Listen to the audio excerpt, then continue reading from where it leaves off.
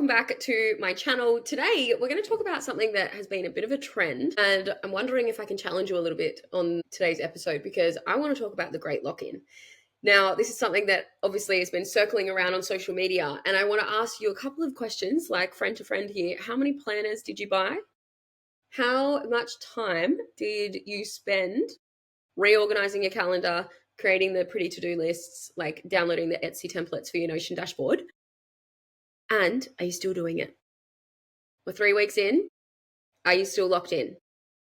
Now, the reason that I want to ask these questions is because these fads are actually epic if you follow through with them. And what I find in the coaching world and in my industry is that so many people will start with the best intentions, and yet they let their unconscious mind take over, they let their old habits and patterns take over, and they don't actually ever change because they get caught up in the like shiny object syndrome of like, oh, the great lock-in's happening and this TikTok trend and I want to jump on board with this and I want to do that. And it looks pretty and it feels good and you get the dopamine hit of purchasing the planner and color coding your calendar.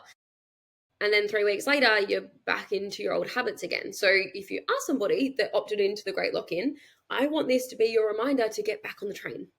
And I think that's the biggest thing with like fads and trends is that what I see a lot happening is people jump on, they may do it for a week or they may even do it for 2 weeks. And then for whatever reason, they fall back into their old habits. And then they just utilize that evidence as like another reason why they can't do it. It's another reason why I'll never be successful. It's another reason why I'm never going to actualize my goals or hit my 30K, 50K months. And I just want to really pull this conversation back to integrity. Right now, I'm completing the 75 hard. And let me tell you, it's been hard. There have been days where there is no chance I've wanted to go out and do a second workout, or it's like 10 p.m. and I've got another liter of water that I need to chug and I've got it done. And the main reason I've got it done is because out of any of these like common things, and you see this even in trainings or in coaching containers, there's 80% of people that will coast, that will just tick the boxes initially and then will eventually fade out and will never actualize the change. And there's 20% that truly fucking locks in, that goes, only 20% lock in. Yes, hell yes, I'm a part of that 20%. Like, put me to the front. Absolutely. I'm somebody that does the thing that I say I'm going to do. Now, my question for you is, are you a part of that 20%? And it's okay. It's okay if you've fallen off and you've gone, fuck no, I'm part of the 80%. And I said I was going to lock in and I absolutely haven't. The key's actually still in my pocket. I want you to know that you can be a part of that 20% now, yet I actually want you to choose it with full fucking conviction. Like, if you say you're in, can you actually be all in? And who are you if you are all in?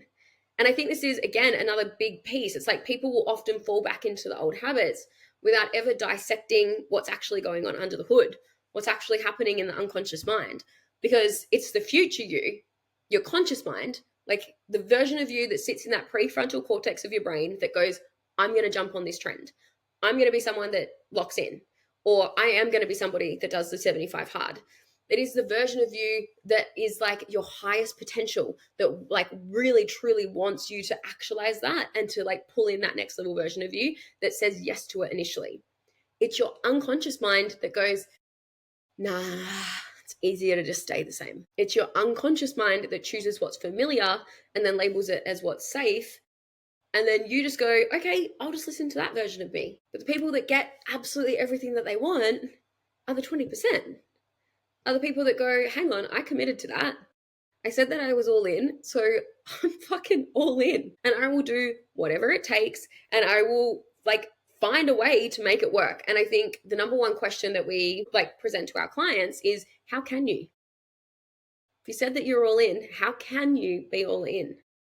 I remember years ago when I had this first lesson of how can I was living in Tassie in a tiny little town in Devonport, and there I set this goal for whatever reason that I was going to go in the ocean every single day. Now, I live like right on the ocean here on the Gold Coast, and I think I've been in the water twice maybe this year, which is like we're at the end of the year, because I don't really love going in. However, I love being on the beach. However, years ago, set this challenge. I had to go in the water and under. Like it was a dip, right? Like I had to get fully wet, hair wet every single day because I really wanted to teach myself the act of discipline. Something that I enjoyed that was extremely inconvenient. I had a very full schedule of personal training clients at the time.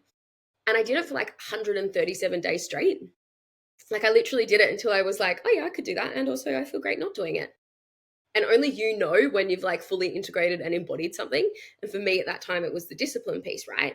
So when we talk about the great lock-in and like finishing the year strong and like really directed towards our goals, can you actually lock in and prove it to yourself? Because that's what this comes back to. I think every single decision, every single choice that we make, you're stacking evidence on the side of the old you, or you're stacking evidence on the side of the new you that you want to become. And so when your alarm goes off in the morning and you want to hit snooze, that's the old you talking. So you're going to listen to that, or are you going to go, nope, we're going this way now? And it's like recognizing and having the self-awareness at every single choice and every single crossroads to go, hang on, old self or new self? Old self or new self? Which one am I choosing right now? Am I choosing to lock in into the new self, or am I just going to coast and slide back into the old self? And so if you are someone that's locking in right now, I want you to jump back on the train. And if you're somebody that has continued and hasn't got off the train, fucking well done. Like, can you actually send me a message? Can you DM me? Can you prove me wrong? Because you're the kind of person that I want in my world, because you're someone that has discipline, that is consistent, that like is integral. Success is so much about doing the thing that you said you were going to do. It's actually that easy. And people go, oh, it's not easy. It is. It genuinely is. It's doing the thing that you said you were going to do, even on the days when you don't want to do it. So if you're locking in right now, double down, get it done. Prove to me that these trends and fads are actually something that equates to success, and be a part of the 20%. If you loved this, like and subscribe, and please leave a comment below. I'd love to have a conversation.